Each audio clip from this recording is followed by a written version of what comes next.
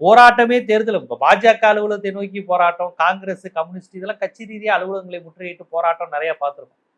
ஒரு அட்டானமஸ் பாடி, இன்னும் சொல்லப்போனா எதிர்கட்சியிலிருந்து எல்லோருக்கும் நம்பிக்கைக்குரிய இடமா இருக்கக்கூடிய ஒரு இடத்தை நோக்கி அதை எதிர்நிறுத்தி போராட்டக்கூடிய இடத்தில் எதிர்கட்சிகள் போயிட்டாங்கன்னா எவ்வளவு வேதனையான விஷயம் நடந்துகிட்டு இருக்கு பாருங்க.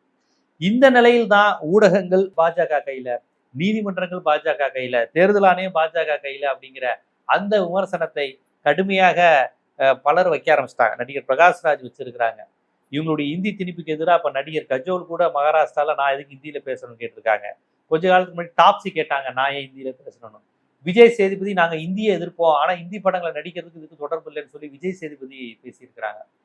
ஸோ தொடர்ச்சியாக இந்தியா முழுவதும், தமிழ்நாடு மட்டும் இல்லாமல் எல்லா பிராந்தியத்தில் இருந்தும் அரசியல் அல்லாத செலிபிரிட்டிஸ், பொதுவான சினிமா நடிகர்கள் இருந்து பலரும் பேச ஆரம்பிச்சிட்டாங்க. இப்ப பிரகாஷ்ராஜ் தொடர்ச்சியா பேசிட்டு இருக்காரு. இப்ப இந்த விஷயத்துல அவர் ரொம்ப கூர்மையா கவனிக்கிறாரு பிரகாஷ்ராஜ். எப்படி தேர்தல் இப்படிதான் நடக்கும்னா எப்படி